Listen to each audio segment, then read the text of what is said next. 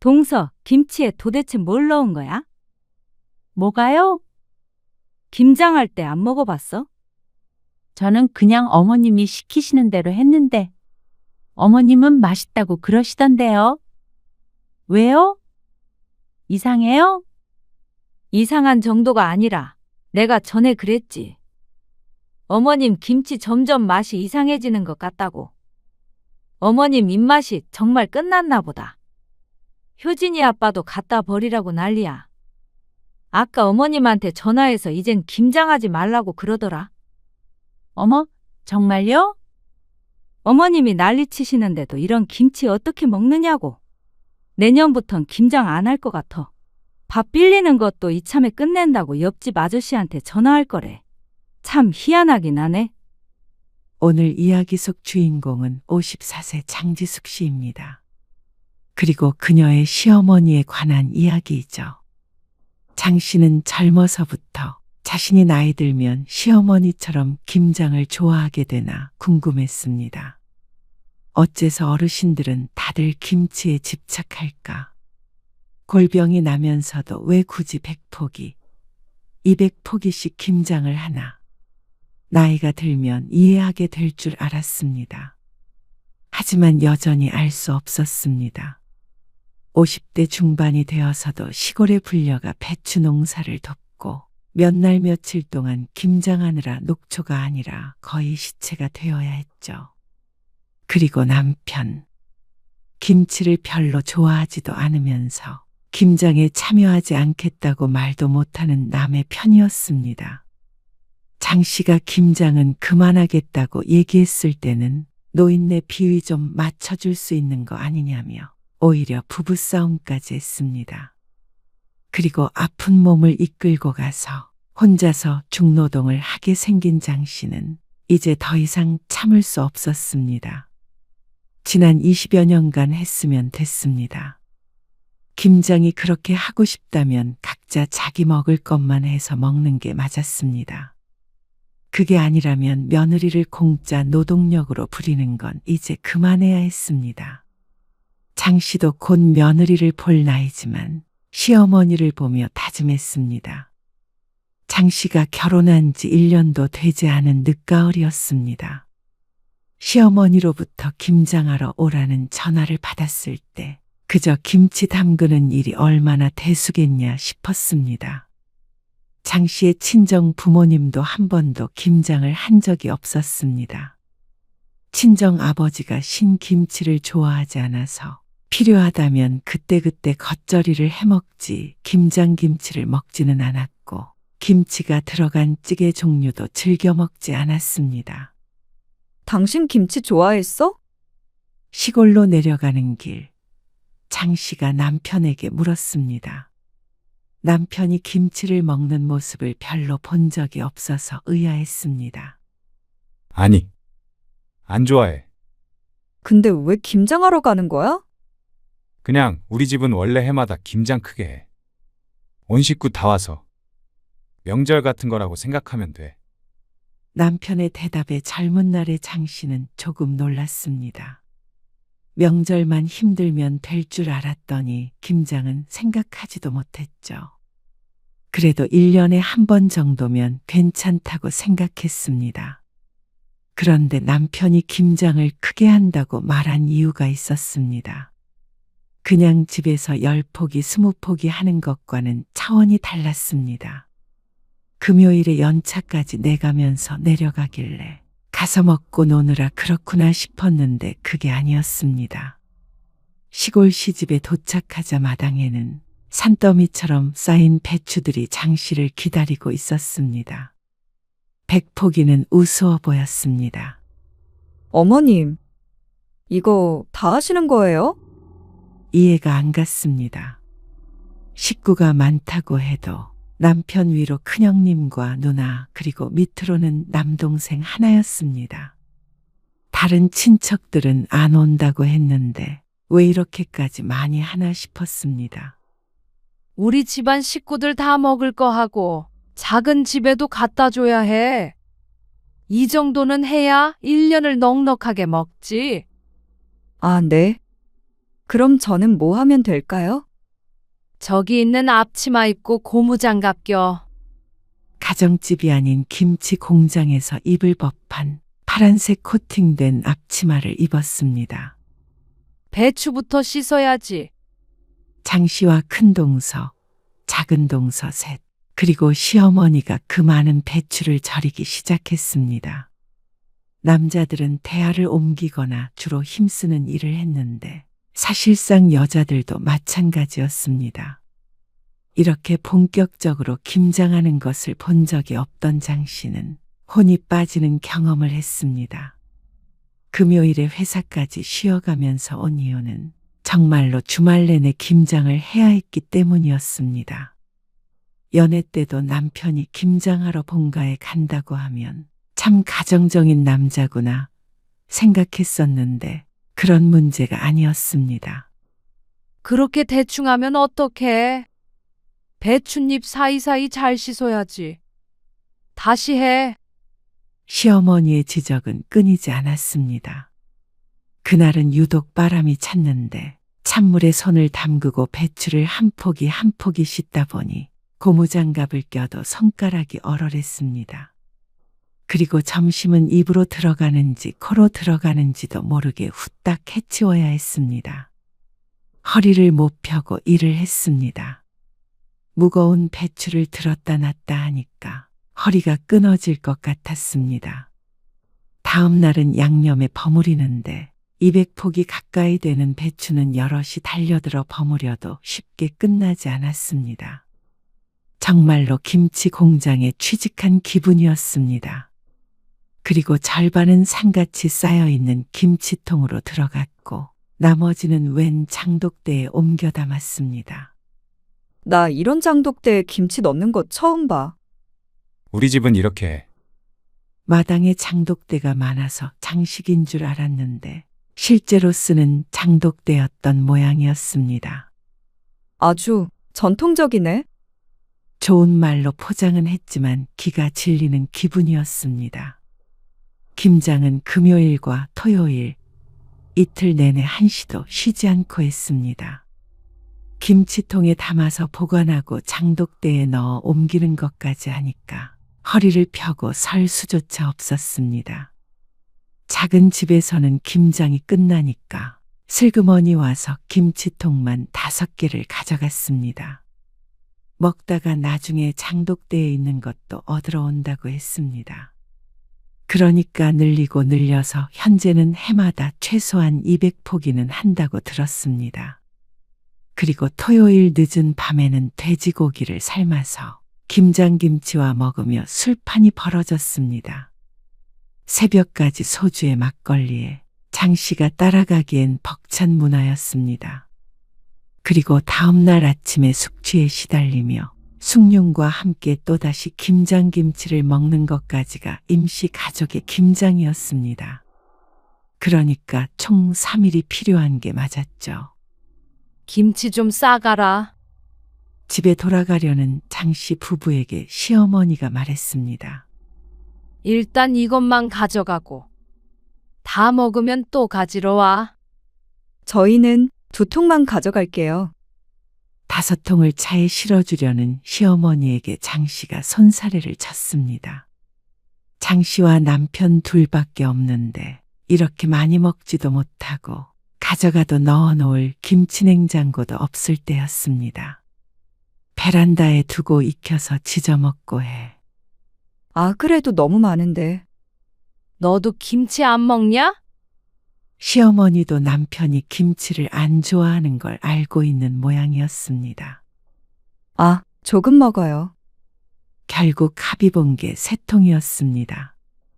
이걸 다 먹을 생각을 하니까 눈앞이 깜깜했죠. 그래도 김장이 드디어 끝났다는 생각에 서둘러 김치를 싣고 차를 출발시켰습니다. 한시빨리 자리를 떠야겠다는 생각이 들었죠.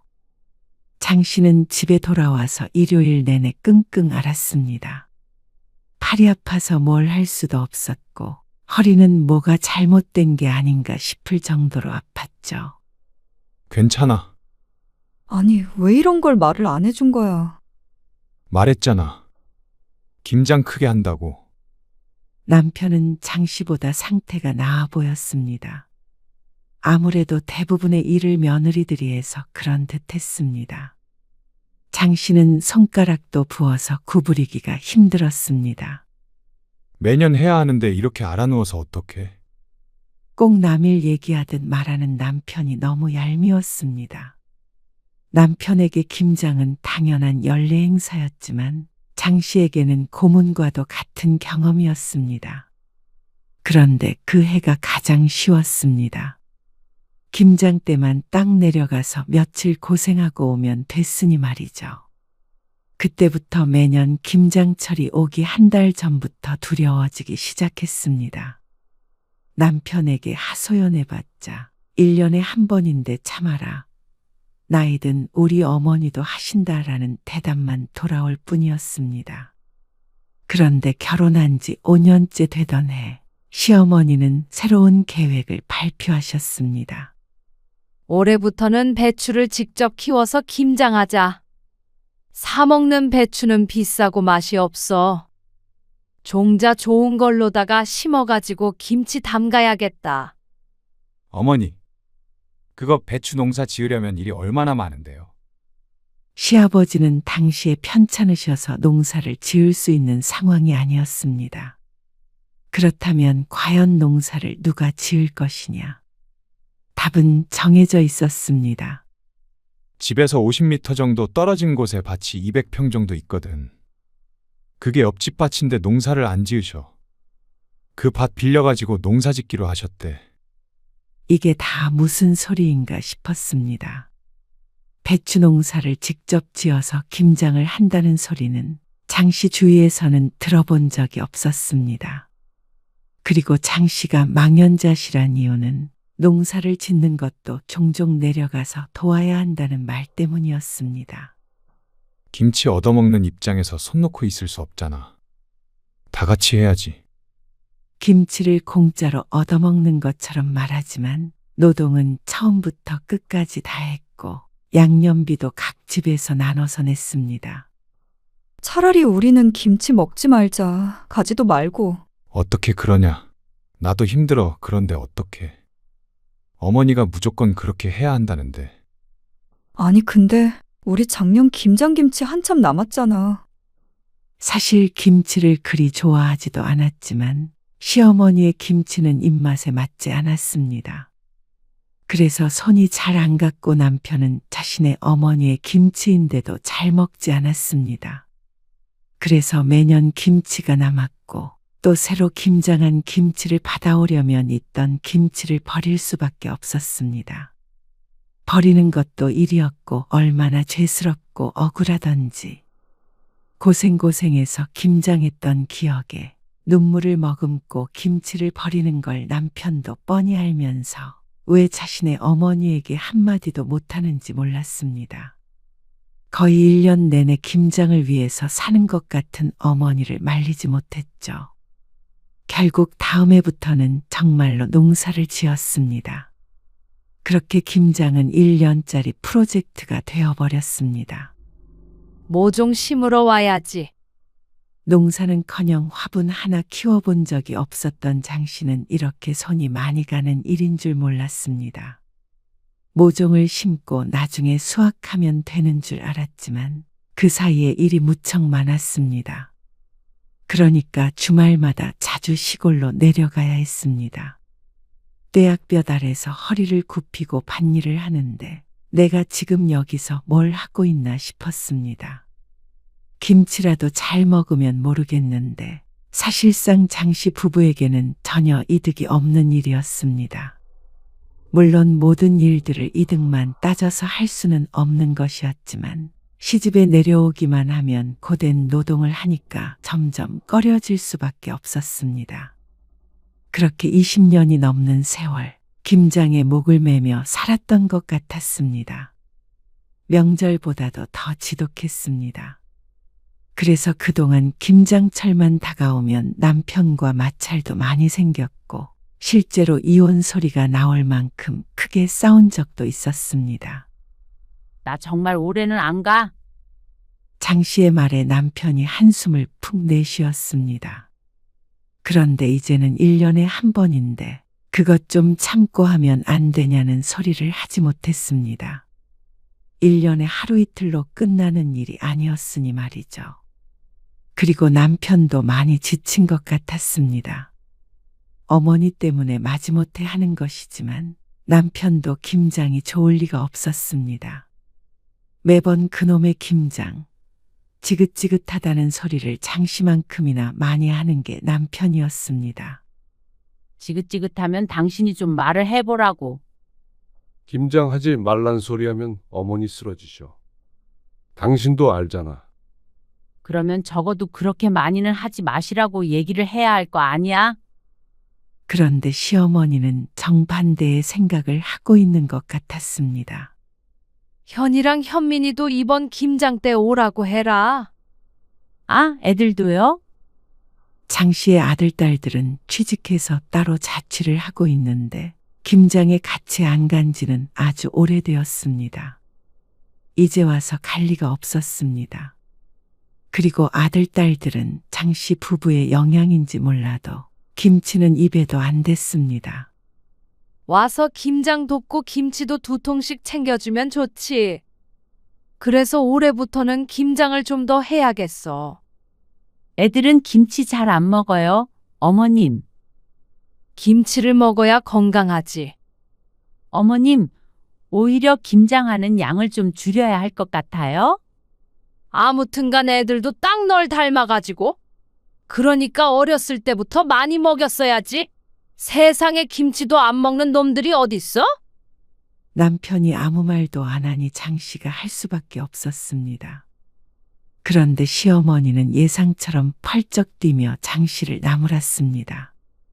그리고 부족해서 늘린다니까 줄이긴 뭘 줄여? 저희도 자꾸 김치 남고요. 그리고 말은 안 했지만 큰 동서와 작은 동선에도 비슷한 상황이었습니다. 다들 말은 못하고 끙끙 앓고만 있었죠. 큰 동서는 김치를 좋아하는데도 시어머니의 비법이 담긴 김치는 다 먹질 못했습니다.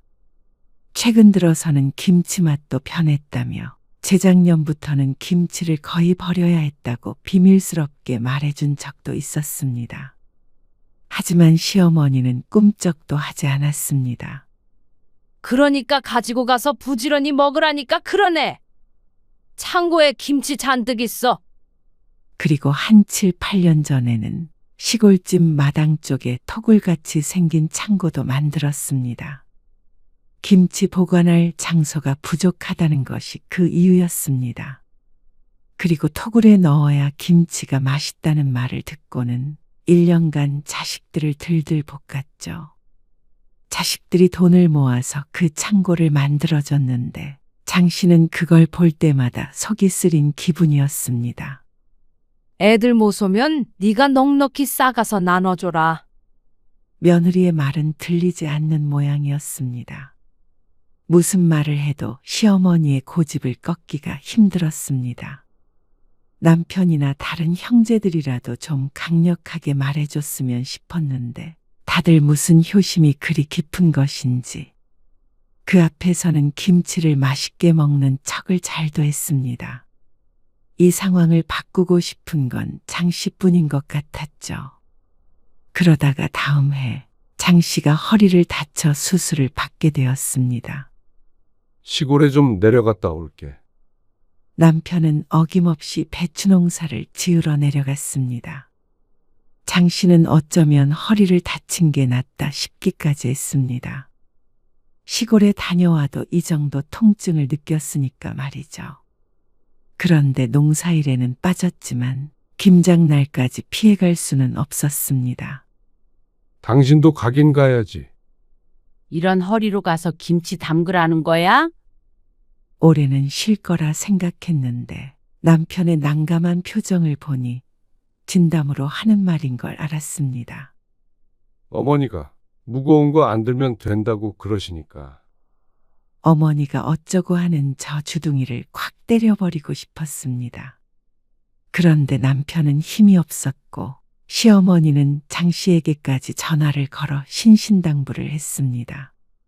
너 하나 안 오면 다들 얼마나 힘들겠냐? 나라도 안 아프면 모르겠는데.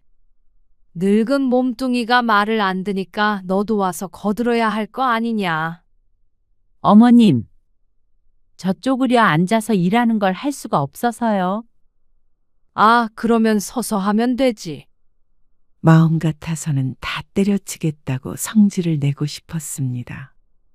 하지만 효자 남편을 가진 덕에 그마저도 힘들었습니다. 여보, 힘들겠지만 이번만 어떻게 잘 넘겨보자. 내년에는 농사 그만 짓고 배추도 절여진 거 사다가 하자고 꼭 말씀드릴게. 진작에 그렇게 바꿨어야 했습니다. 요새 누가 직접 배추를 절여서 하나 싶었습니다. 마트에만 가도 죄다 절인 배추를 파는데 말이죠. 그래서 남편의 말을 믿고는 시골에 내려갔습니다. 애미야, 그렇게 해가지고 오늘 해지기 전에 다 할 수나 있겠냐? 어머님, 제가 허리가 아파서요. 허리 안 아프 사람이 어디 있다고 그래? 그럼 내가 하리? 시어머니는 70세가 넘어가면서 김장일에는 거의 손을 보태지 않았습니다. 이렇게 씻어라, 저렇게 절여라, 고춧가루 좀 더 넣어라 하며 지시만 하셨죠. 그런데 허리 아프다는 며느리에 대한 배려는 전혀 없었습니다. 남편은 울그락불그락해지는 장씨와 시어머니 사이에서 눈치만 보고 있었습니다. 어머님, 이거 젓갈 좀 더 넣어야 할 것 같아요. 그리고 좀 싱겁게 절여진 것 같기도 하고. 하던 그대로 했는데 무슨 소리야? 큰동서의 말에 시어머니는 김치를 조금 뜯어 맛보더니 단호하게 말했습니다. 맘만 좋구만. 주변에서 다들 김치 달라고 난리야. 주변에서 달라는 김치까지 전부 본인이 하려고 하니 죽어나는 건 며느리들이었습니다. 모르긴 몰라도 동선에도 장씨 부부와 크게 다르지 않을 것 같았습니다. 김장 소리만 들리면 진저리를 치는 것 말이죠. 그리고 김장이 끝나서 고기를 먹는데 큰동서가 장씨에게 조용히 속삭였습니다. 김치 맛 이상하지 않어? 장씨는 원래 좋아하지 않았기에 몰랐지만 작은 동서도 고개를 갸웃거렸습니다. 어머님도 이제 입맛이 달라지셨나 보다. 연세가 있으시니까. 그러면 말씀을 드려봐야 하는 거 아니에요? 작은 동서의 말에 큰 동서가 화들짝 놀라면서 대꾸했습니다. 행여나 그러지 말어. 난리 난다. 그리고 이미 200폭이나 했는데 어쩌겠어. 그냥 먹어야지. 사실 저는 사 먹고 싶어요. 작은 동서가 속마음을 말했습니다. 장씨는 격하게 공감이 되었죠. 누가 아니래? 근데 김장을 유일한 낙이라고 생각하시는데 어쩌겠어. 요즘 파는 김치가 얼마나 잘 나오는데? 저도 이제 골병 들 것 같아요. 나이 50에 아이고. 동서가 그러면 나는? 안 그래도 현서 아빠랑 그저께 대판 싸우고 말도 안 해. 모르겠어요. 좀 더 있으면 저도 어떻게 될지. 다들 배신은 하지 말어. 결국 농담처럼 끝난 대화에 가장 동요된 건 장씨였습니다. 허리 통증 때문에 잠도 제대로 못 자는데 중노동을 했으니 나만 할 리가 없었습니다. 옥신거리는 허리를 부여잡고 무슨 맛인지도 모를 김치를 먹고 있는 자신이 너무 불쌍한 것 같았습니다. 식모들도 아니고 부엌에 모여서 이런 대화를 하고 있는 게 시대착오적인 것 같기도 했고 말이죠. 전생에 김치 훔치다 죽은 건지 어쩐 건지 어째서 이런 집에 시집 왔나 뒤늦게 한탄하기도 했습니다. 물론 속으로 말이죠. 그런데 배신하지 말라더니 다음에 장씨는 동서들에게 진하게 배신을 당했습니다. 그리고 그나마 믿었던 남편도 장씨의 편이 아니었습니다. 올해는 절임 배추로 하자고 한다며. 또다시 농사 지으러 내려오라는 전화를 받고 장 씨가 남편에게 따졌습니다. 근데 절임 배추로 하면 비싸고 맛도 없다고 그러시잖아. 아니, 얼마나 차이 난다고 그래? 배추 절이느라 여럿이 내려가서 일하는 노동력은? 농사 짓는 노동력은? 그거 시급으로 따지면 그게 더 비싸겠다. 나 차라리 그 시간에 쿠팡 배달이라도 하고 싶은 심정이야. 아니, 그게 다 정성이잖아. 그놈의 정성. 지금 김치 냉장고에서 다 쉬어가는 거 몰라서 그래? 그러자 남편은 또 시작이냐는 표정으로 한숨을 쉬었습니다. 너무 어이가 없고 억울했습니다. 본인도 잘 먹지도 않는 김치였고 김장은 아들인 남편도 지겨워했습니다. 그런데 장심한 못된 며느리를 만드는 남편이 더 얄미웠습니다.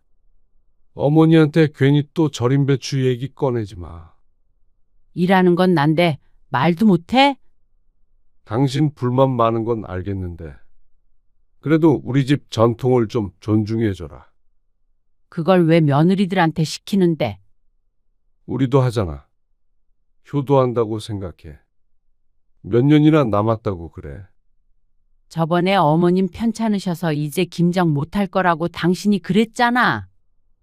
근데 봐. 지금까지 며느리들 부려먹으면서 하고 계시지? 부려먹는다고? 아무리 그래도 어떻게 그렇게 말하냐. 어머니한테. 우라통이 터졌습니다. 당신은 맨날 어머님 편이지? 나는? 내 몸이 부서지든 말든 상관없는 거야? 허리 수술도 하게 만들고 싶어? 쉬엄쉬엄 하면 되잖아. 절임 배추도 싫다. 김장 양 줄이는 것도 싫다. 무조건 어머님 하잔대로 하란 소리잖아. 그만하자. 당신 그렇게 효자하고 싶으면 당신이 다 해. 배추 심는 것부터 김치 담그는 것까지. 아니, 오늘따라 왜 이렇게 예민하게 굴어? 예민하다고? 나이 50 넘어서 시집 김장 불려가서 며칠 동안이나 김장하다 오는 여자가 어디 있어? 요즘 세상에? 요즘 이러면 이혼당해. 알어? 뭐? 이혼? 진짜 말이면 단 줄 아나. 당신은 처가 행사에 그렇게 발벗고 나선 적 한 번이라도 있어? 지금 처가 얘기가 왜 나와? 결국 남편과의 대화는 과열이 되었습니다. 장 씨는 남편과 며칠 동안 말을 하지 않았습니다. 밥상도 차리지 않고 본체 만체했습니다. 이 나이에 남편이 뭐가 무섭다고 벌벌 떨까요? 그러자 남편이 먼저 화해를 청했습니다. 미안해. 내가 생각이 짧았어. 어머니한테 올해는 양이라도 줄이자고 꼭 말할게. 그 다음에 차츰 줄여서 김장 없애자. 한 1, 2년만 고생해줘. 이번에 백포기도 많아.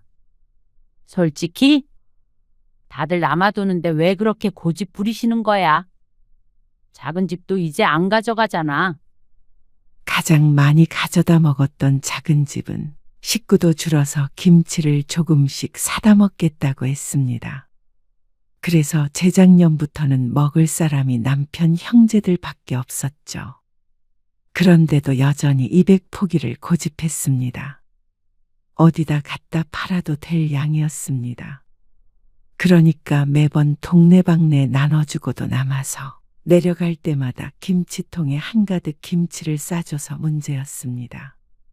친정에도 가져다 주라면서 김치를 싸주는데 솔직히 김치를 좋아하든 안 하든 남의 집 김치가 입에 맞는 경우는 잘 없었습니다. 장 씨가 여동생과 친구 몇몇에게도 진작에 한 통씩 줘봤는데 그 해뿐이었습니다. 결국 모든 건 시어머니 만족을 위한 일이었습니다. 덜 힘들었다면 장 씨도 시어머님이 좋아하시니 웬만하면 하자 생각하겠지만 내 건강까지 잃어가면서 효자 노릇을 할 수는 없었습니다. 알았어.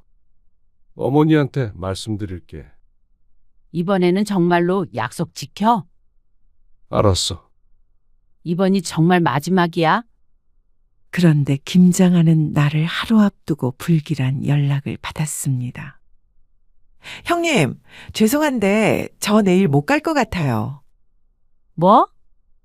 왜? 효진이 아빠랑 싸웠어요.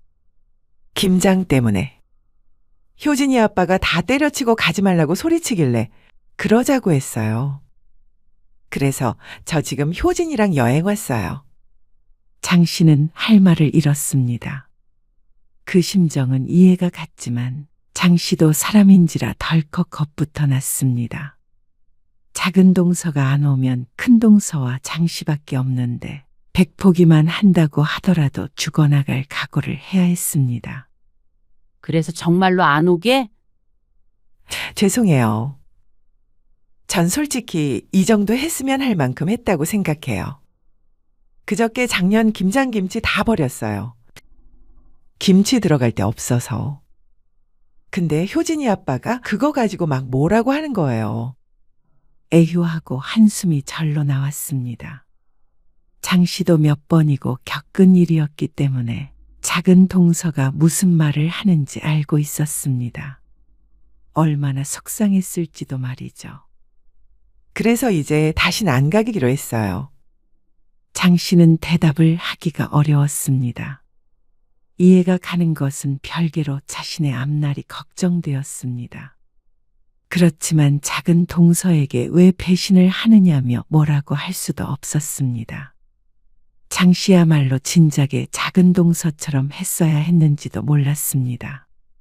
어쩔 수 없지. 형님도 힘들면 그냥 들이받으세요. 아이고, 모르겠다. 장 씨는 전화를 끊고 한참 생각에 잠겼습니다. 하지만 바로 다음 날이 김장인데 이제 와서 안 가겠다고 하면 큰 동서한테 얼굴을 못 들 것 같았습니다.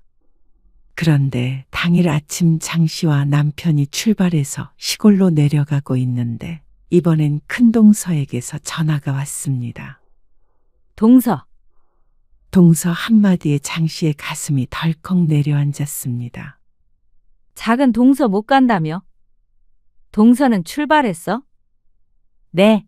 근데 형님은 어쩐 일이세요? 그게 말이야, 우리 라헬이 있잖아. 지금 코로나에 걸렸다는데 봐줄 사람이 나밖에 없어서 이걸 어째? 손자가 코로나에 걸렸다며 당장 오늘이 김장인데 못 오겠다는 큰 동서. 어쩐지 느낌이 안 좋더니 장 씨는 허탈한 감정이 들었습니다. 지금 한 말이 사실이라면 어쩔 수 없지만 배신하지 말라던 큰 동서가 작은 동서가 못 온다는 말을 듣고 똑같이 안 온다는 건 미심쩍긴 했습니다. 애가 아프니까 나 참 어머님한테 말씀드리니까 노발대발 하시긴 해. 근데 방법이 없잖아. 우리 애들도 주말에 일해야 한다고 그래서 나 없으면 안 되겠다네. 네, 어쩔 수 없죠. 미안해.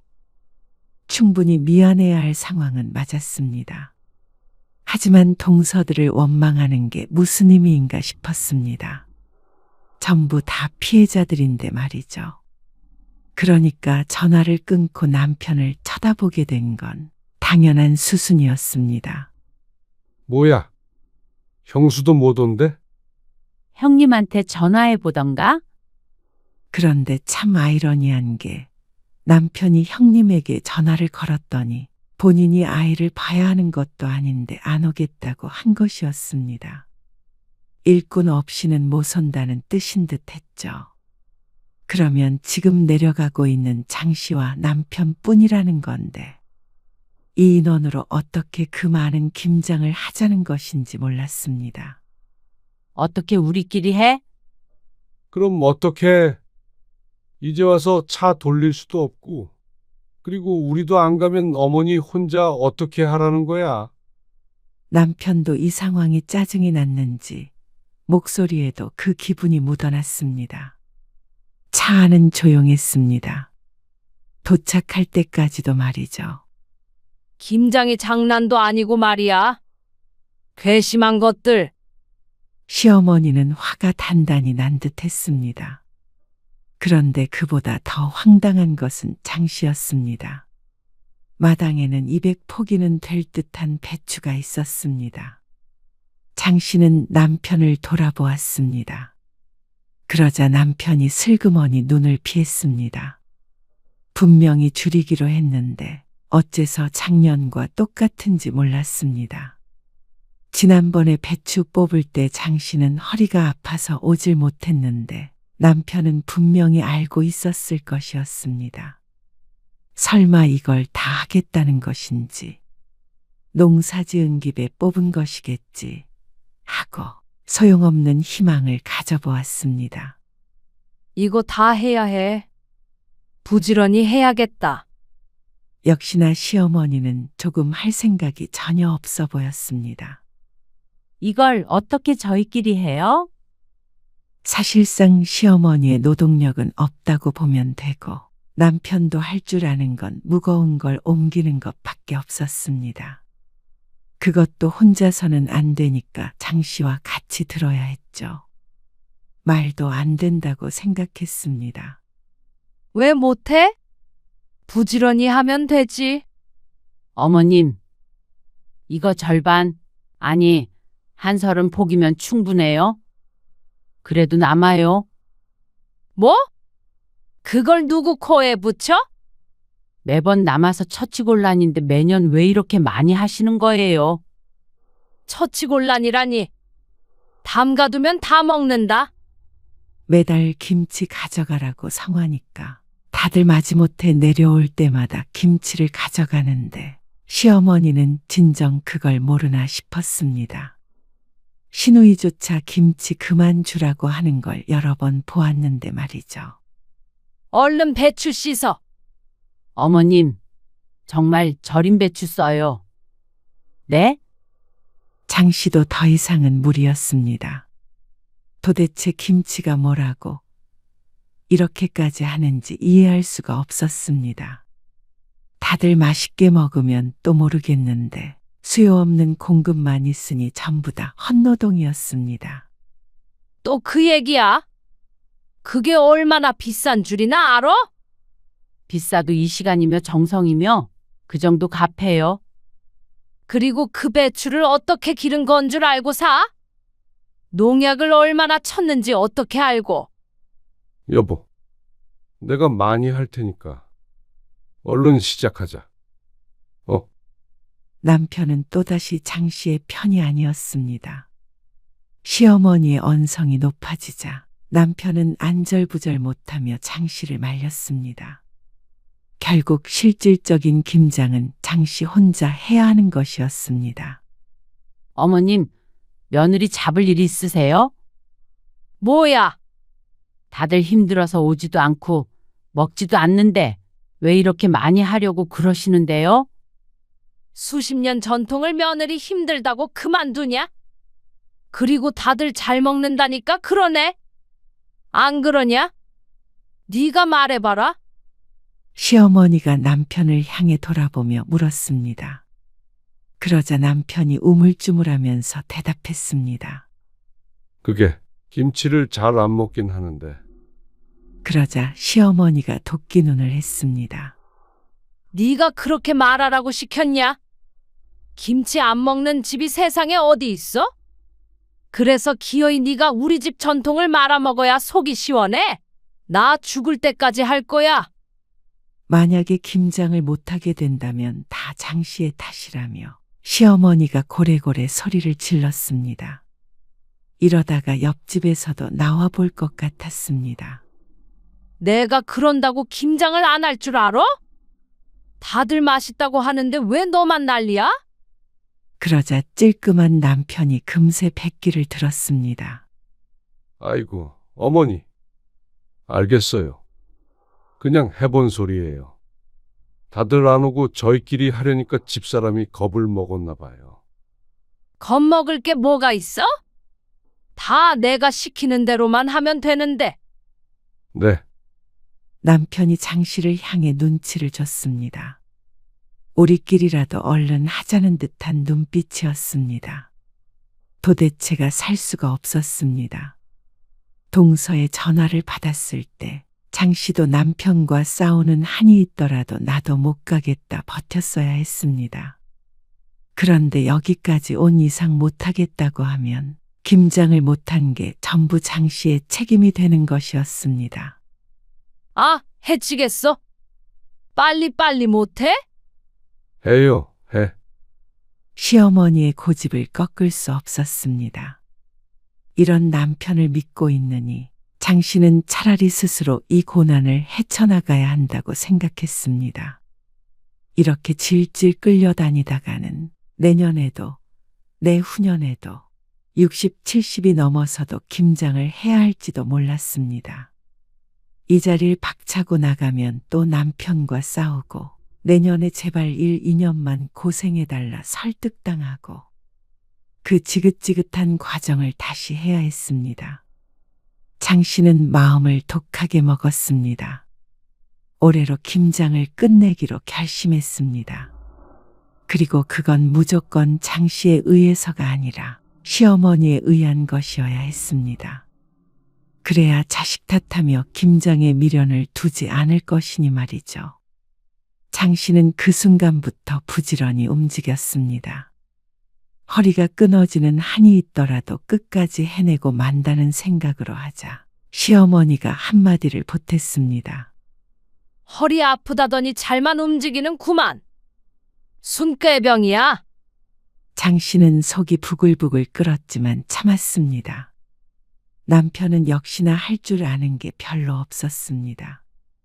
배추를 씻는 것도 제대로 못했습니다. 종일 걸려 배추를 씻고 절이고 인원이 적으니까 평소보다도 오래 걸렸습니다. 그리고 장 씨는 다음날 양념을 만들 때 눈을 번뜩였습니다. 무채 좀 더 넣어라. 그래야 시원해. 네, 어머님. 멸치 액젓 넣고 딱 내가 넣으라는 만큼. 네, 생강이랑 마늘 넣었냐? 네. 넣었어요. 어머님이 말씀하신 만큼요. 장 씨는 고분고분 대답했습니다. 시어머니는 느린 걸음으로 왔다 갔다 하면서 지시 감독을 했습니다. 남편은 뭘 가지고 오라고 해도 뭐가 뭔지 몰라서 그냥 들어가 있으라고 했습니다. 그리고 장 씨는 시어머니가 안 보는 틈을 타서 계획을 실행했습니다. 옆에 있던 굵은 소금을 두 손으로 푹 퍼서 양념에 넣고 얼른 버무렸습니다. 잠깐 배추를 살펴보던 시어머니가 다시 고개를 돌리자 장 씨는 모르는 척 양념을 저었죠. 새우젓은? 이제 넣을게요. 이만큼 넣으면 되죠? 그래. 더 넣으면 짜. 장 씨는 그릇에 따로 담겨 있던 새우젓을 부었습니다. 그리고 시어머니가 뒤를 돈 틈을 타서 얼른 새우젓을 넣은 만큼 더 넣었죠. 그리고 멸치 액젓도 더 넣고 생강도 더 넣고 아주 멋대로 양념을 쳤습니다. 기회가 있을 때마다 앞에 보이는 재료를 때려 넣었죠. 겉으로 봤을 땐 달라진 게 하나도 없었습니다. 먹을 걸 가지고 장난치면 천벌을 받는다지만 이것저것 따질 처지가 아니었습니다. 양심 지키다가는 내가 죽게 생겼으니 어쩔 수 없다고 생각했습니다. 그리고 김장이 완성됐을 때 장 씨는 허리가 끊어지는 듯 했습니다. 간 봤냐? 시어머니가 양념에 버무려진 김치를 조금 뜯어서 입에 넣자 장 씨는 순간 놀라서 쳐다보았습니다. 조마조마하게 지켜보는데 시어머니가 고개를 갸웃거리더니 양념에 손가락을 찍어서 다시 한번 입으로 가져갔습니다. 왜요? 이상해요? 어머님이 하라고 하신 대로 했는데. 그러자 시어머니가 이상하느냐는 말에 자존심이 상했는지 발끈했습니다. 이상할 리가 있냐? 조금 간이 센 거 같긴 한데. 이래야 맛있어. 네, 고생했다. 얼른 챙겨. 장독대에도 김치를 옮겨 담았고 챙겨갈 김치통도 몇 개 차에 넣어놨습니다. 식구들도 없으니 고기는 삶지 않기로 했습니다. 그래서 하루 일찍 집으로 돌아가기로 했죠. 이거는 올라가는 길에 저희가 다 전달할게요. 너희가 오지도 않은 것들 뭐가 예쁘다고 줘? 그래도 다들 잘 먹는다고 그러셨잖아요. 그러자 시어머니는 고개를 끄덕였습니다. 김치가 완성됐으니 여기저기 나눠주고 싶은 모양이었습니다.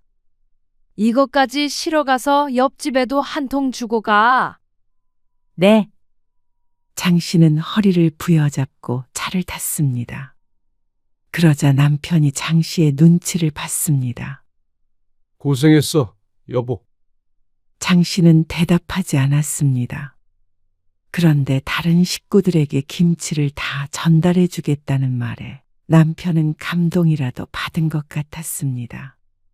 하지만 남편 감동받으라고 한 행동은 아니었습니다.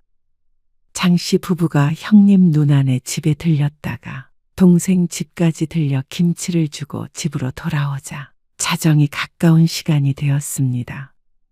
다들 장 씨에게 미안해하면서도 김치는 또 왜 갖고 왔느냐는 표정을 지었습니다. 이제는 김치통만 보아도 지겨운 것 같았습니다. 그리고 며칠 뒤 집안이 발칵 뒤집혔습니다. 동서, 김치에 도대체 뭘 넣은 거야? 뭐가요? 만들 때 안 먹어봤어? 저는 그냥 어머님이 시키시는 대로 했는데 어머님은 맛있다고 그러시던데요. 왜요? 이상해요? 이상한 정도가 아니라 내가 전에 그랬지. 어머님 김치 점점 맛이 이상해지는 것 같다고. 어머님 입맛이 정말 끝났나 보다. 애 아빠도 갖다 버리라고 난리야. 아까 어머님한테 전화해서 이젠 김장하지 말라고 그러더라. 어머, 정말요?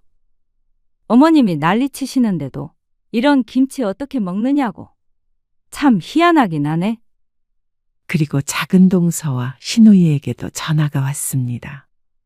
다들 같은 생각이었습니다. 시어머니 입맛이 이상하니 김장을 그만해야 된다는 입장이었습니다. 결국엔 편을 들던 아들들마저 그렇게 말하니까 시어머니도 당황스러울 것이었습니다. 김치 맛이 어떻길래 그래? 김장할 때도 맛 한 번 안 보았으니 남편은 모를 만도 했습니다. 장 씨는 모르는 척하며 김치를 꺼내 남편 입에 넣어주었습니다. 나는 당연히 어머님이 늘 하던 대로 하시니까 그냥 했는데 얼마나 이상해? 그러자 남편이 씹던 김치를 싱크대에 뱉어버렸습니다. 이게 뭐야? 비린내가 너무 나고 짜고. 이거 진짜 왜 이래? 사람 먹으라고 담근 거야? 이렇게 만들려고 배추를 그렇게 열심히 길렀나? 남편은 그동안 배추 농사에 불려갔던 게 억울한 모양이었습니다. 어머, 정말이네. 장 씨는 김치를 먹어보고 시치미를 뗐습니다. 다 버려야지. 이거 못 쓰겠네. 순간 죄책감이 잠깐 들기도 했습니다. 하지만 한편으로는 시원하기도 했습니다. 아마 내년에도 똑같이 배추 농사를 짓고 자식들은 끌려가 싸우고 며느리들은 매번 알아눕는 연례 행사가 반복될 것이었습니다. 이렇게 하지 않으면 우유부단한 남자들이 어머니 고집을 꺾을 수가 없을 테니 말이죠. 화가 난 시어머니에게서 전화가 왔습니다. 너 도대체 양념에다가 뭘 넣은 거니? 옆집에서도 쫓아왔어. 뭘 넣다니요?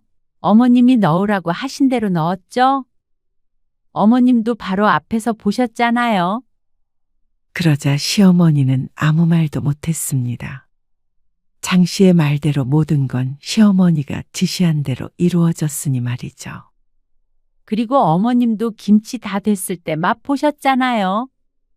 아니, 그땐 괜찮은 것 같았는데. 안 되겠다. 배추 사다가 다시 해야겠다. 네? 200포기를 다시요? 그러면 어떻게 하냐? 김치 없이 어떻게 1년을 보내? 옆에서 듣고 있던 남편이 전화를 바꿨습니다. 어머니, 이참에 김장 그만하세요. 1년 동안 농사 지은 배추가 전부 못 쓰게 됐잖아요. 나이 드셔서 입맛이 변했나 보죠. 이번에 얼마나 힘들었는데 또 김장하겠다는 말씀을 하세요. 남편도 다소 화가 난 것 같았습니다. 남자 여럿이 했던 일을 혼자서 했으니 남편도 장 씨에게 투정은 못 부려도 아마 평소보다 훨씬 힘들었을 것이었습니다. 너까지 어떻게 그런 말을 하냐? 형님도 그만하자고 그랬다면서요. 다들 힘들어서 핑계대고 오지도 않는데 자식들 말 좀 들으세요. 어머니 이제 80이에요. 그만할 때도 됐어요. 요즘 누가 김장해요? 다들 사 먹지. 장 씨가 하고 싶은 말을 남편이 대신했습니다. 남편도 뻔히 알면서 그동안 장 씨만 나쁜 사람을 만들어 왔나 싶었습니다.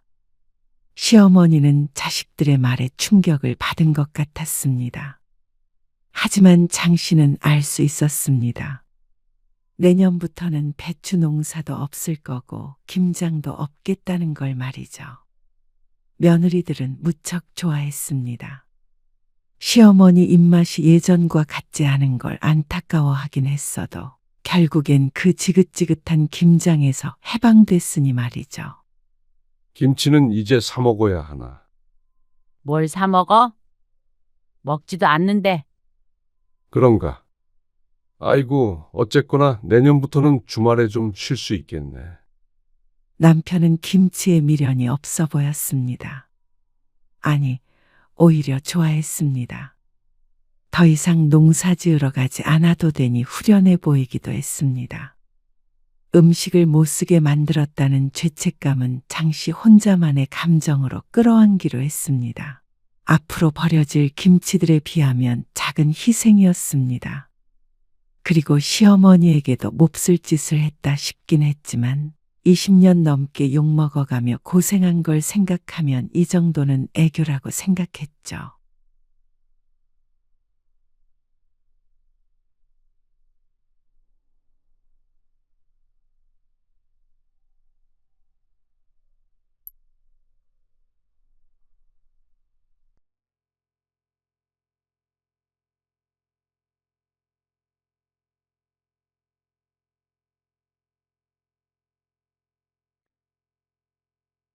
엄마, 근데 3천만 원만 넣었어요? 그러면 에이, 이자도 안 넣었어요? 아이고, 나중에 맛있는 거 사줄게. 이자를 10% 정도 치면 1년에 300이니까. 반년이면 그래도 150은 주셔야죠. 너 진심이니? 진심이죠. 요즘 세상에 아무리 부모 자식 사이라도 이자도 없이 돈 거래하진 않잖아요. 오늘 이야기 속 주인공은 68세 성영심 씨입니다. 그리고 그녀의 딸에 관한 이야기이죠. 송 씨는 잘 키운 딸 하나 10아들 안 부럽다는 말이 잘못됐다고 생각했습니다. 그렇지 않다면 하나, 송 씨가 남들보다 딸을 못 키운 것이겠죠. 송 씨는 자식들이 자신의 가장 큰 재산이라고 생각하며 살았습니다. 그러니까 내 걸 주어도 아깝지 않았고 헌신할 수 있었습니다. 아들, 딸 서로 의상하지 않게 결혼할 때는 똑같이 도와주었습니다. 딸이 결혼할 때도 아들만큼이나 해주었기 때문에 딸이 살고 있는 집은 송 씨가 사준 것이나 다름없었습니다. 그럼에도 그런 부모에게 10원 한 장 쓰는 것도 아까워 보이는 딸. 집은 덥석 받아가면서도 반대로 부모가 돈을 빌리니까 몇 개월이라도 이자는 줘야 한다는 딸에게 서운하지 않을 수 없었습니다.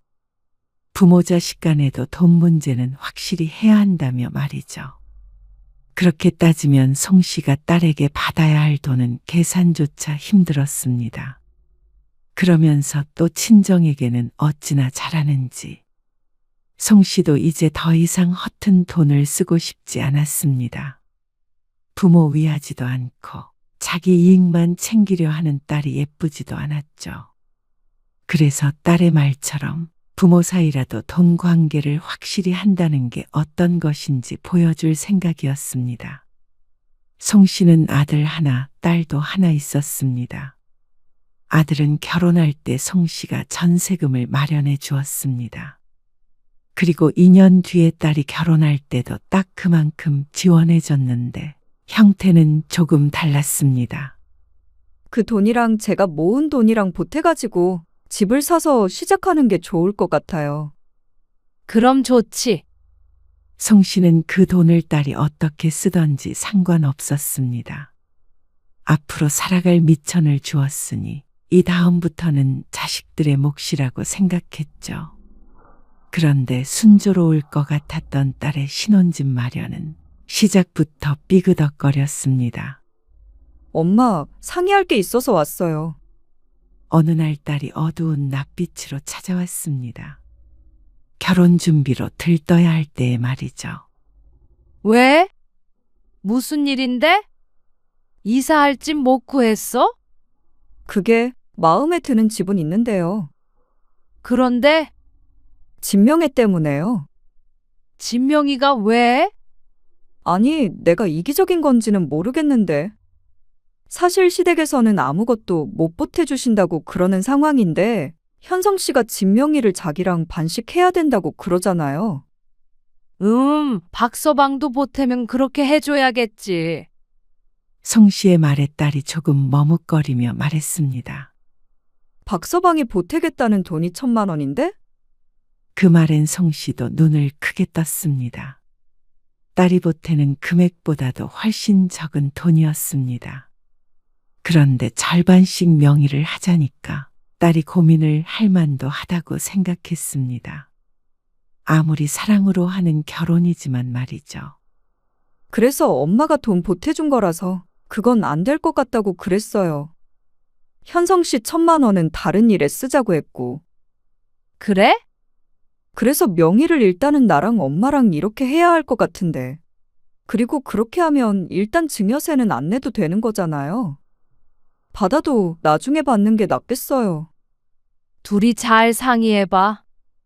송 씨는 보태주기만 하는 것이고 나머지 일들은 부부가 상의해서 정할 일이었습니다. 딸이 그걸 원한다면 그렇게 해주기로 했습니다. 그리고 얼마 뒤에 송 씨도 아파트 소유자의 이름을 올리게 되었습니다.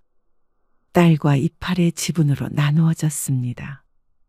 나중에 들어보니 사위가 서운해하는 것 같았지만 그러고도 결혼 진행이 잘 되는 것으로 봐서는 집 문제로 다투거나 한 것 같지는 않았습니다. 그렇게 딸은 결혼을 했습니다. 그리고 송 씨와 가까운 곳에 신혼집을 사게 된 딸은 결혼 후에도 종종 송 씨의 집에 찾아오거나 송 씨를 초대했습니다. 바깥에서 만날 때도 있었죠. 박서방은? 친구들 만나러 갔어요. 주말인데 너는 안 가고. 나는 그냥 엄마랑 맛있는 거 먹고 싶어서. 송 씨는 딸과 함께 근처 백화점에 왔습니다.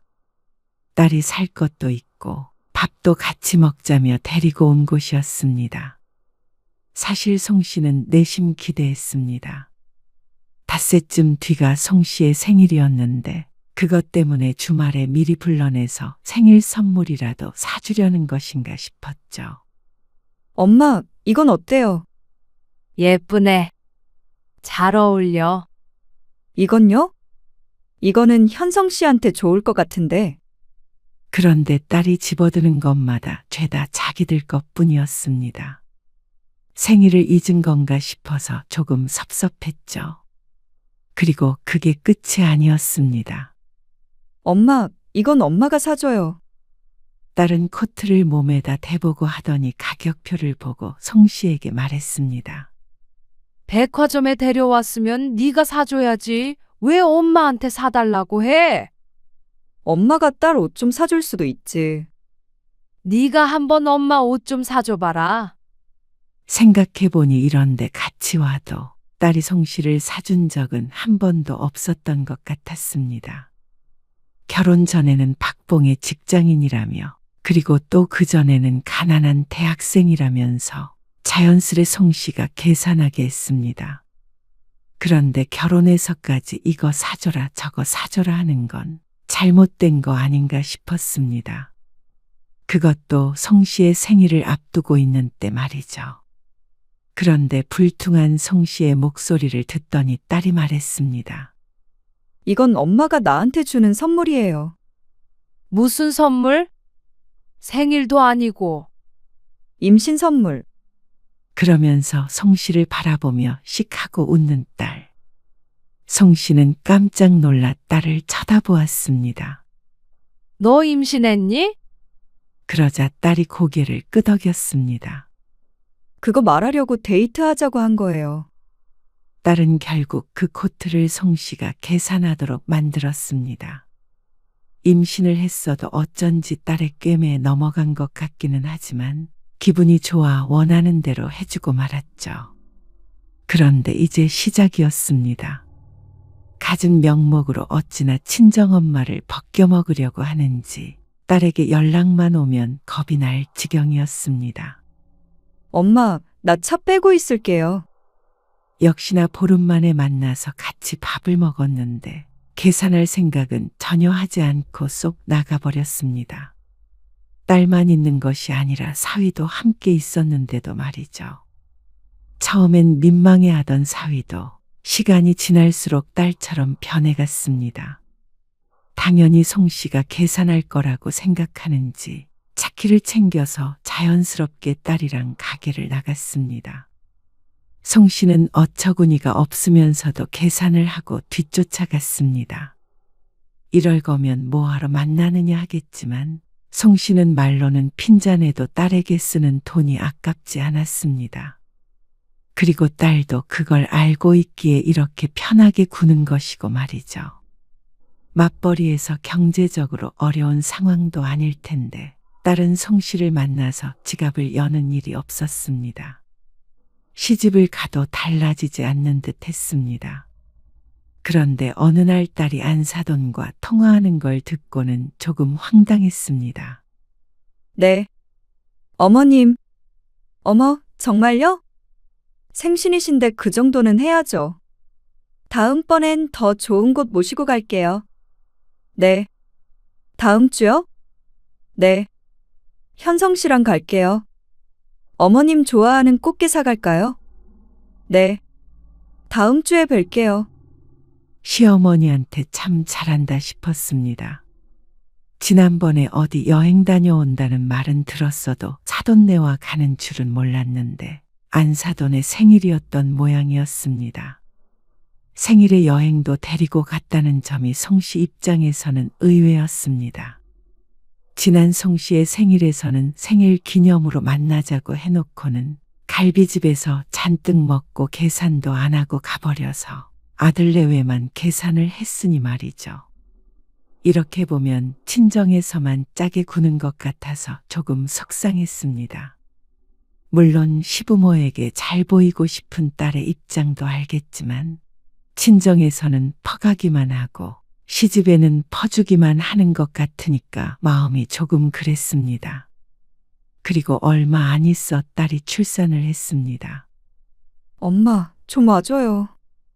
송 씨는 첫 아이를 출산하고 힘들어하는 딸과 더욱 자주 만나게 되었습니다. 아니, 만난다기보다는 호출당했죠. 엄마 오늘은 바쁜데 우빈이 친할머니한테 부탁 좀 해보면 안 될까? 사돈네도 가까이 살기는 마찬가지인데 딸은 꼭 송 씨에게만 부탁했습니다. 아니, 엄마. 어머님 오시라고 하면 나 불편해서 아무것도 못해요. 우빈이만 돌보는 게 아니라 시어머니 수발까지 들어야 한단 말이야. 출산한 지 얼마 안 된 며느리한테 안사돈이 그렇게 하시겠어? 엄마가 우리 어머님 몰라서 그렇지. 엄마 좀 도와줘요. 딸의 전화는 항상 일방적이었습니다. 아이고, 또 가봐야겠네.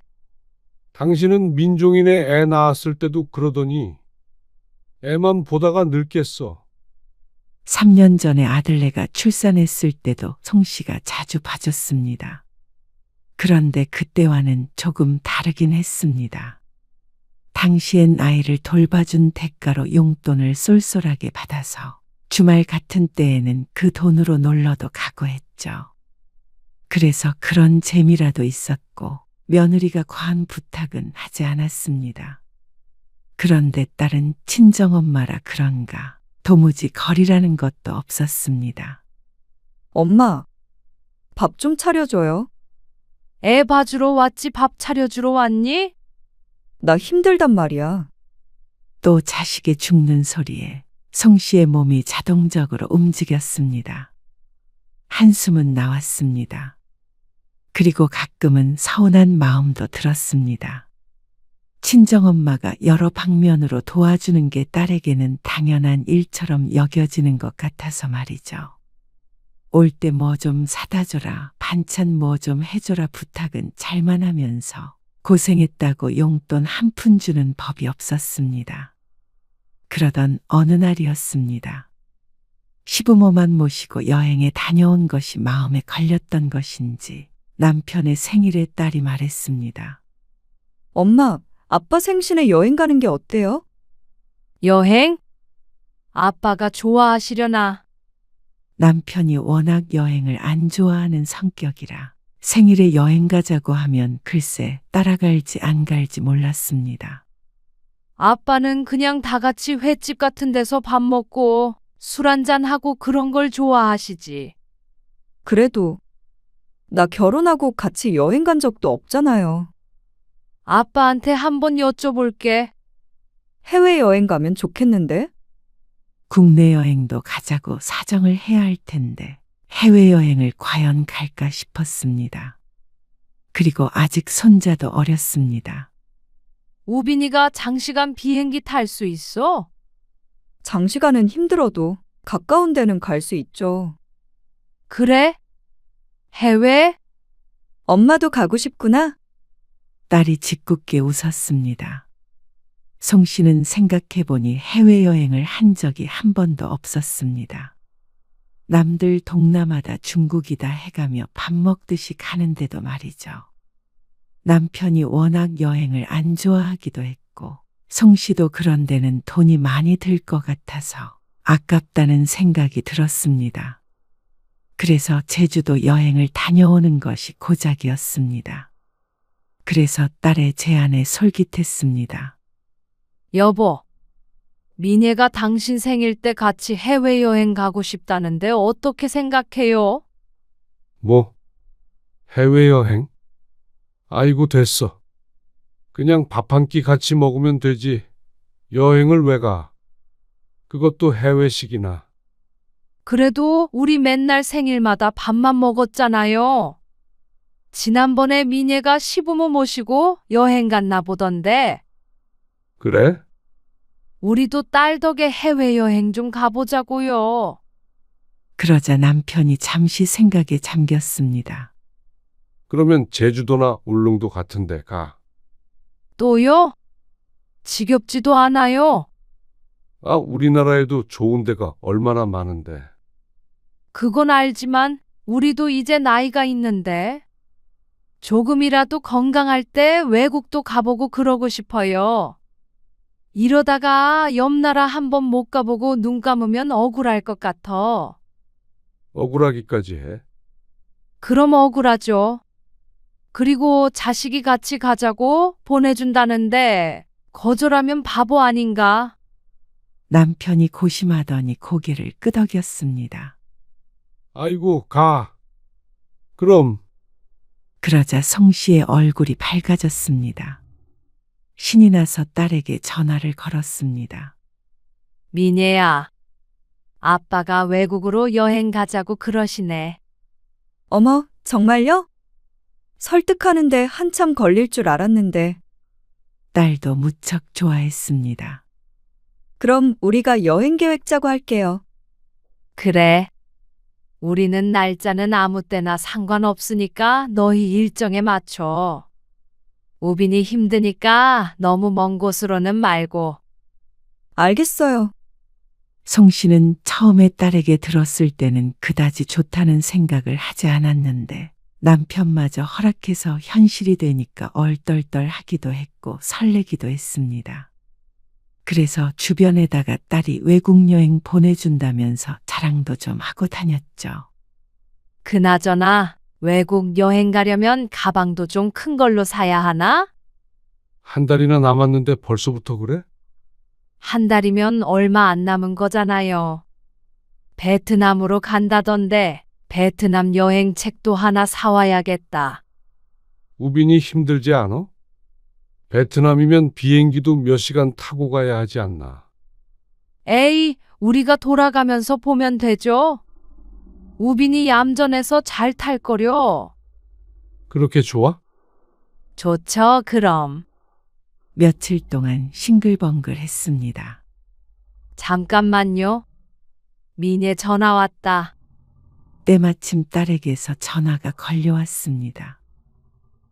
미네야. 엄마, 카드 번호 좀 불러주세요. 카드 번호? 송 씨는 딸의 말에 어리둥절해서 되물었습니다. 농협인가? 농협이고. 아니, 카드 번호는 왜? 하마터면 카드 번호를 불러줄 뻔했습니다. 그런데 딸이 황당한 말을 했습니다. 지금 빨리 결제해야 해요. 최저가 떴거든요? 이거 비행기랑 숙소 결제해야죠. 결제를 하라고. 이게 웬 말인가 싶었습니다. 결제를 왜 자기가 안 하고 송 씨 보고 하라는 건지 몰랐습니다. 너 걸로는 카드 결제 안 되니? 그러자 딸이 더 황당하다는 듯이 대꾸했습니다. 나? 되지. 여행 경비는 아빠가 쏘는 거 아니에요? 뭐? 보통은 생일에 해외여행 가자고 그러면 자식이 내는구나 생각하는 게 당연한 게 아닌가 싶었습니다. 지난번에 시부모와 함께 한 여행에서는 자기들이 냈다고 들어서 더욱 그렇게 생각했습니다. 그런데 절반씩 내는 것도 아니고 쏜다는 표현을 쓰는 건 기가 막혔습니다. 쏴도 너희가 쏴야지. 왜 당사자가 쏴? 생일 기념으로 쏘는 거죠. 난 당연히 엄마 아빠가 내는 줄 알았는데. 송 씨는 할 말을 잃었습니다. 다른 건 몰라도 아버지 생일에 해외여행을 가면서도 부모에게 손을 벌리려는 건 무슨 경우인지 몰랐습니다. 박서방도 그렇게 생각하는 거야? 우리는 당연히 그렇게 생각했죠. 송 씨가 만약 사위였다면 그렇게는 못했을 것 같았습니다. 장인 장모가 내겠다고 해도 자신이 낸다고 해야 정상 아닌가 하는 생각이 들었습니다. 송 씨는 딸이 너무도 당연한 듯 이야기해서 스스로가 잘못된 생각을 하고 있나 싶어 남편을 돌아보았습니다. 그러자 남편도 얼빠진 얼굴로 황당해하고 있었습니다. 입모양으로 송 씨에게 우리더러 내라는 거야 하며 묻기도 했습니다. 당연히 그런 줄 알고 추진했던 거죠. 그러면 안 가게요? 그걸 왜 송 씨에게 묻는 것인지 몰랐습니다. 너야말로 돈을 우리가 안 내면 안 가겠다는 말이야? 아니, 식구가 여럿인데. 그럼 그걸 다 우리가 내요? 더는 대화할 이유가 없어 보였습니다. 됐다. 그러면 여행 가지 말자. 아니, 며칠 동안 계속 인터넷 뒤지면서 최저가 알아봤는데 종일 이것만 찾았어요. 근데 이제 와서 취소하라고 그러면 서운하죠. 누가 누구 보고 서운하다는 것인지. 서운? 너희야말로 너무하는 거 아니야? 너 시부모 모시고 여행 갈 때는 다음에 더 좋은 데 데리고 가겠다고 그러고 살랑살랑 거리더니 친정부모한테는 돈 안 내면 여행 못 데리고 간다고. 아니, 그게 아니고 그런 줄 알았으면 해외까지는 좀 부담스러웠다 이 말이죠. 그러니까 부모 돈으로 가는 건 신나서 해외로 가는 거고 너희 돈은 아깝다 이거 아니니? 안 간다고 그래. 생일에 그냥 오지도 말라고 해. 남편도 화가 났는지 옆에서 한마디 거들었습니다. 아닌 게 아니라 정말 이 기분으로는 딸내와 생일을 같이 보내고 싶지도 않았습니다. 결국에 여행 계획은 무산되었습니다. 정말로 미안한 마음이 있었다면 차라리 돈이 많이 드니 제주도 여행이라도 갑시다. 근처 공기 좋은 데로 1박 2일 하고 옵시다. 이런 얘기라도 있어야 되는데 자기 돈 나간다고 생각하니까 차마 그 말이 안 나오는 듯 했습니다. 생일에는 제 딴에는 신경이 쓰였는지 집으로 찾아왔습니다. 생일 선물이라고 홍삼인지 뭔지 선물 세트를 한 박스 사왔는데 송 씨는 이제 그것조차 고깝게 보였습니다. 누구는 해외여행 가고 누구는 홍삼 박스인지. 어떻게 된 게 딸이 자기 친정부모를 이렇게도 무시하나 싶었습니다. 외식하러 갈까요? 왜? 또 밥만 홀랑 먹고 가버리게? 송 씨의 타박하는 말에 사위가 민망한 듯 말했습니다. 아니에요. 제가 살 거예요. 장모님, 사위의 입에서 자기가 사겠다는 말이 나온 건 처음이었습니다. 딸만큼이나 송 씨 부부에게 얻어먹는 걸 당연하게 여기는 사위였으니 놀랄만 했습니다. 송 씨는 딸 부부와 함께 밥을 안 먹고 그냥 보내고 싶었지만 남편은 그래도 생일이니 딸내와 보내고 싶은 모양이었습니다. 그게 아니면 인간적으로 집까지 찾아온 자식을 그냥 보낼 수는 없다고 생각했는지도 몰랐습니다. 근데 오빠는 안 와요? 집 근처 당으로 가는 길에 딸이 물었습니다. 지난주에 왔다 갔어. 오늘은 바쁘다고. 오빠는 뭐 밥도 잘 사주고 그러나 보죠? 여행도 보내주고.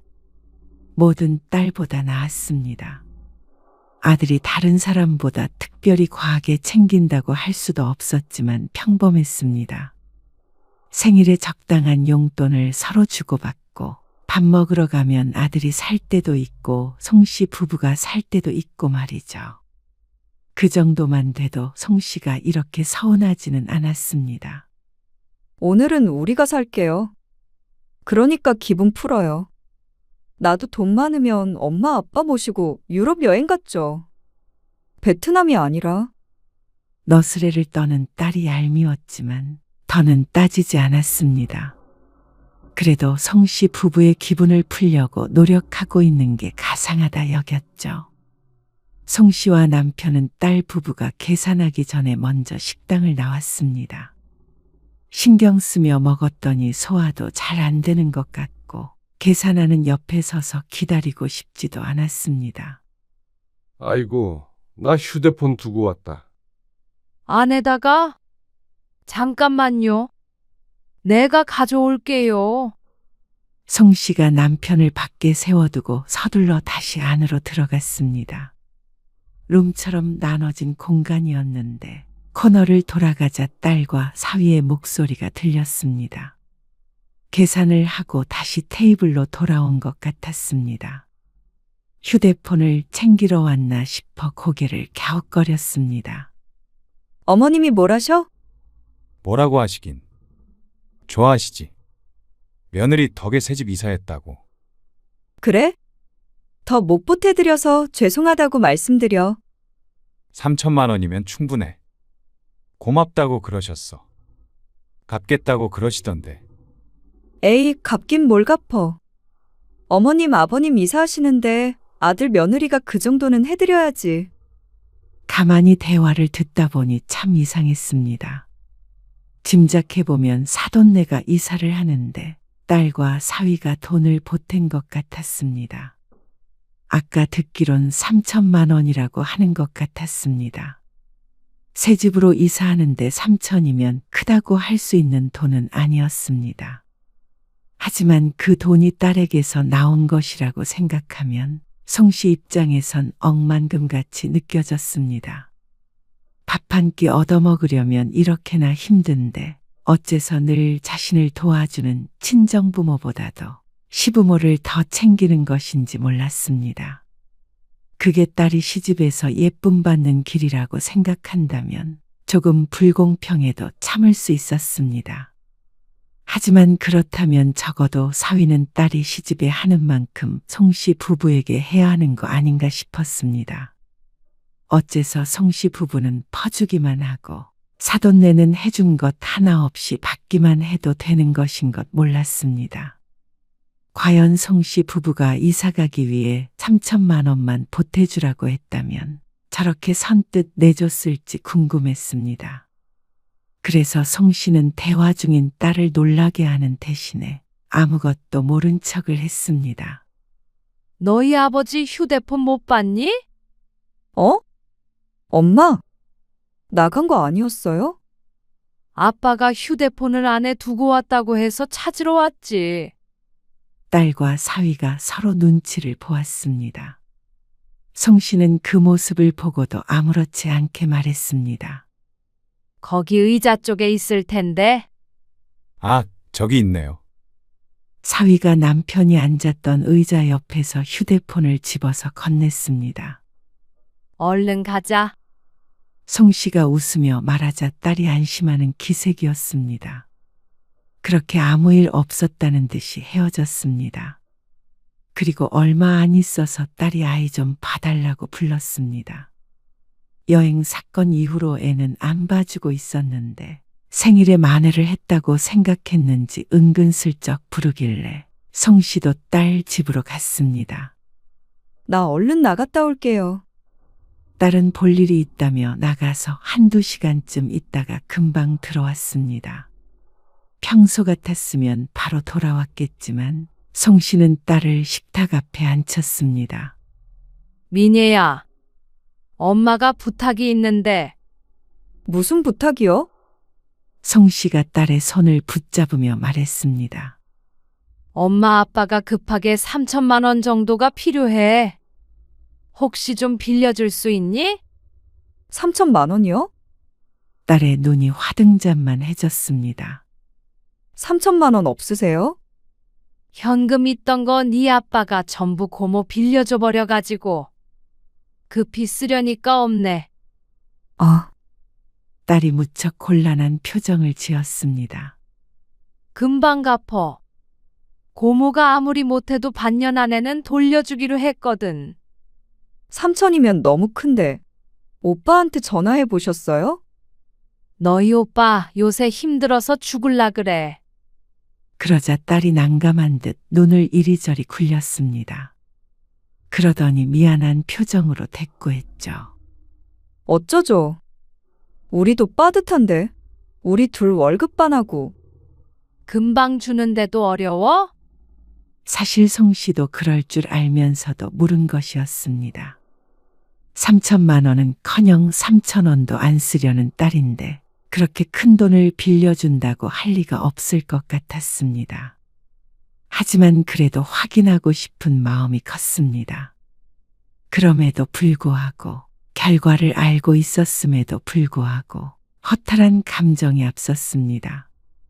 대가를 바라고 준 것은 아니었지만 친정에서 집까지 해줬다는 사실을 딸은 잊은 모양이었습니다. 무얼 줘도 아깝지 않았는데 부모에게는 뭐든 아까워하는 딸을 보니 어쩐지 후회가 되는 기분이었습니다. 됐다. 다른 데서 알아볼게. 송씨가 중얼거리자 딸이 잠시 생각에 잠겼습니다. 송씨는 씁쓸한 미소를 지었습니다.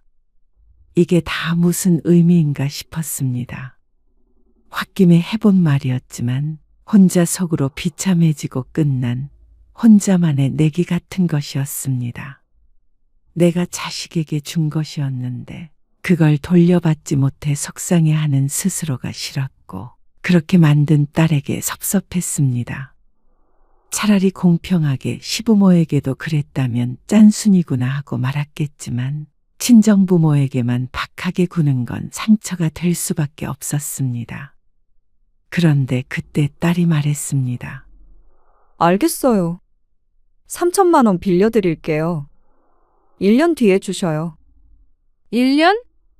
반년이면 돌려줄 수 있다고 했는데 딸은 오히려 넉넉하게 갚으라며 3천만 원을 주겠다고 했습니다. 통장으로 넣어주겠다는 말에 어안이 벙벙했습니다. 어렵겠다더니 금방 말을 바꾼 것에 당황스러웠죠.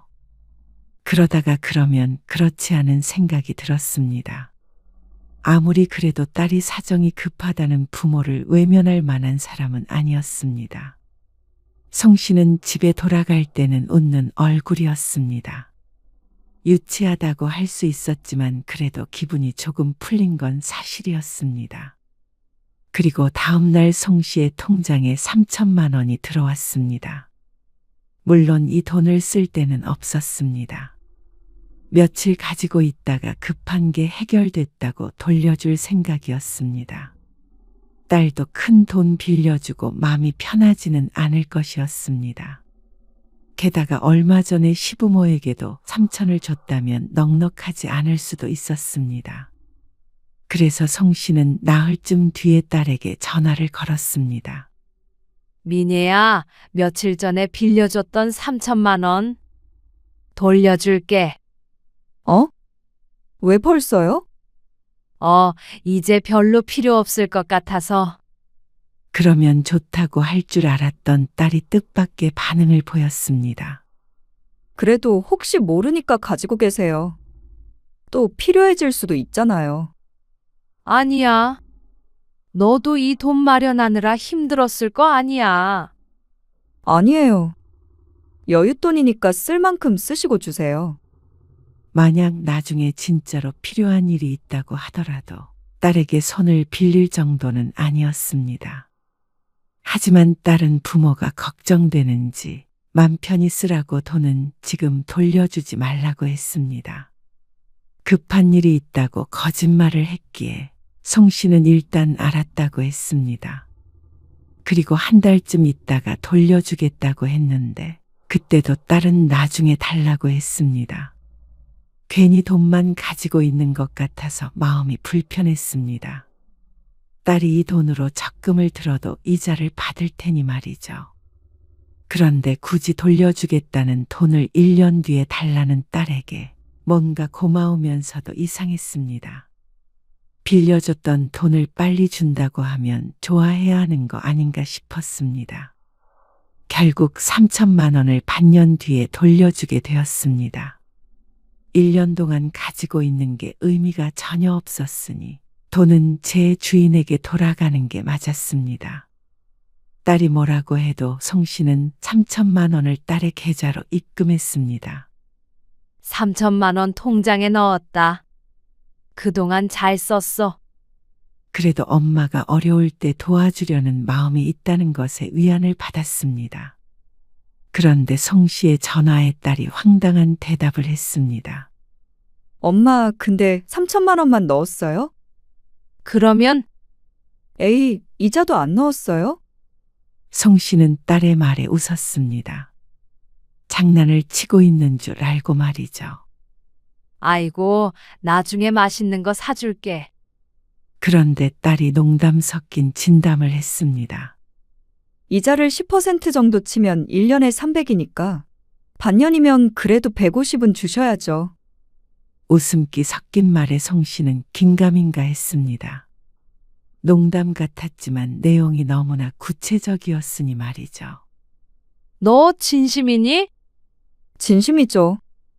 요즘 세상에 아무리 부모 자식 사이라도 이자도 없이 돈 거래하진 않잖아요. 송 씨는 할 말을 잃었습니다. 딸이 진심으로 이자를 요구하고 있었습니다.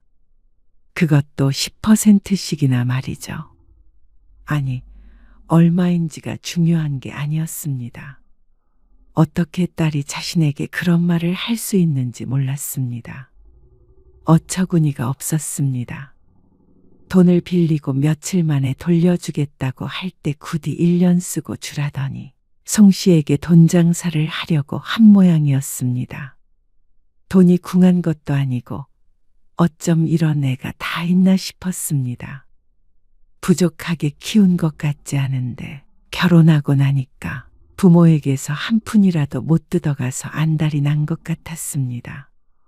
물론 정말로 송 씨가 딸에게 큰 돈을 빌렸던 것이었다면 송 씨도 좀 더 챙겨서 갚았을지도 몰랐습니다. 근데 딸의 심보가 너무 못됐습니다. 저금하는 것보다 나은 이자를 받기 위해서 빌려준 것인가 싶으니까 화가 났습니다. 처음부터 그런 꿍꿍이었는지 아니면 지금에 와서 그렇게 생각한 것인지 몰랐지만 중요한 것은 부모에게는 조금도 손해보고 싶지 않다는 건 분명해 보였습니다. 나흘 만에 갚겠다고 했을 때 갚지 말라며?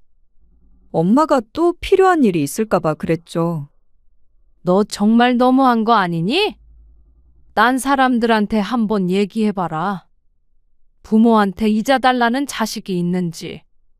그러자 딸이 오히려 더 황당하다는 듯이 대꾸했습니다.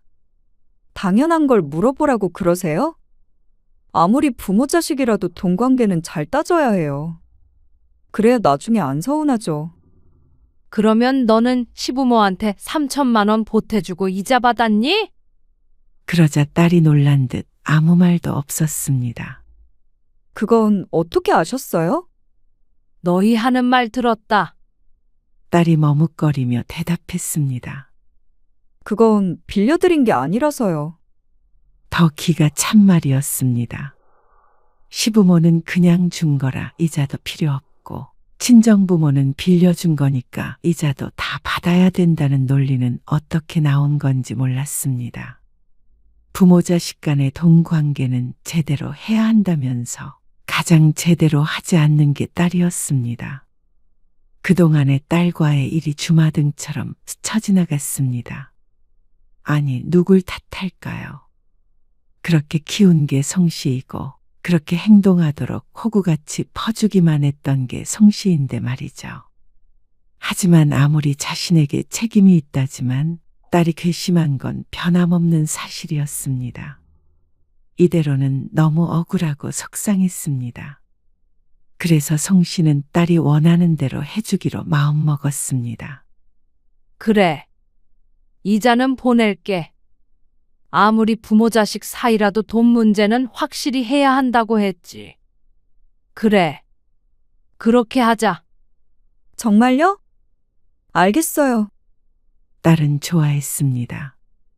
하지만 언제까지 좋아할지 지켜보기로 했죠. 송 씨는 그 다음 주에 딸에게 전화를 걸었습니다. 엄마, 어쩐 일이에요? 안 그래도 우빈이 맡기려고 전화하려고 했는데. 그 와중에도 부모를 부려먹을 생각밖에 없는 모양이었습니다. 너희 살고 있는 집, 내 지분을 팔려고 그러거든. 네? 그게 무슨 말이에요? 딸이 어리둥절하게 대답했습니다. 엄마 명의로 된 지분 말이야. 그거 팔려고. 갑자기 그게 무슨... 엄마도 이번에 너희한테 한 수 배웠다. 네? 내가 가족끼리라고 너무 안이하게 생각했던 것 같아. 오히려 남보다도 더 정확히 해야 하는 사이인데 말이야. 딸은 대답이 없었습니다. 안 그래도 너한테 돈 빌리면서 마음이 편하지 못했는데 우리가 우리 앞가림 잘하면서 사는 게 오히려 자식 도와주는 길이라는 걸 이번에 깨달았다. 엄마, 그렇다고 줬던 걸 팔아버린다고 하시면 어떡해요? 그리고 그럼 저희 집은요? 지분을 딴 사람한테 팔아버리면 저희 집 경매 넘어가는 거 아니에요? 그럼 너희가 사면 되잖아. 뭐라고요? 아니, 이미 우리 집인데 또 사라는 말이에요? 돈 관계는 확실하게 해야 한다며. 이참에 정리하는 거지. 엄마, 갑자기 왜 이러는데요? 아, 혹시 이자 받은 것 때문에 그래요? 돌려드릴게요. 안 그래도 엄마한테 너무한 것 같아서 마음에 걸렸어요. 아니야. 나는 오히려 네 말이 맞다고 생각했어. 무릎을 탁 쳤지 뭐야. 아니, 그러면 제가 뭐가 돼요? 박서방한테는 엄마가 줬던 집 다시 뺏었다고 해요? 박서방도 그런 거 좋아하잖아. 돈 관계 확실한 거. 엄마, 그럴 만한 돈이 있었으면 애초에 집을 받지도 않았죠. 너희 보니까 여유 있는 것 같은데 뭘. 시부모 집 사는 것도 보태주고 우리 빌려줄 돈도 있고. 그리고 주택담보대출이라는 제도도 있잖니? 지금 그러면 대출 받아서 엄마가 보탠 돈 갚으라는 말씀이잖아요. 그러면서 딸은 송 씨를 원망했습니다. 정말 너무하신 거 아니에요? 어떻게 친정부모가 딸한테 이렇게 해요? 딸은 친정부모한테 그래도 되고? 엄마, 이렇게 하면 저희 안 보고 지내자는 말로밖에 안 들려요. 그러면 너희는 그동안 우리한테 안 보고 지내자고 그런 행동들을 했던 거야? 딸은 입을 다물었고 송 씨는 마지막 말을 덧붙였습니다. 그리고 그렇게 들렸다면 어쩔 수 없는 거겠지. 그리고 전화를 끊었습니다. 차라리 그러는 편이 속 시원할 것 같았습니다. 자꾸만 딸에게 서운한 감정 느끼고 사돈과 비교하고 억울해하는 것보다 애초에 서로 안 주고 안 받아서 기대조차 안 하는 것이 마음 편할 것 같았습니다. 그리고 사흘 뒤 사위에게도 전화가 왔습니다. 장모님, 저라도 미네를 말렸어야 했던 건데 죄송해요. 기분 푸세요. 저희랑 같이 여행 가시는 건 어때요? 기분 전환도 할 겸. 헛웃음이 나왔습니다. 누굴 바보로 아는 모양인지 모든 게 둘이 함께 벌인 일이라는 걸 모르지 않았습니다.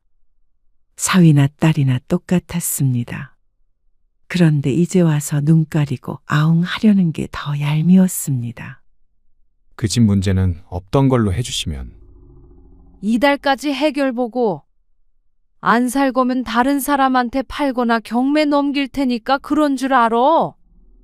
이제는 손주를 봐달라는 부탁도 없었습니다. 그런 부탁할 상황도 처지도 아님을 알고 있는 모양이었습니다.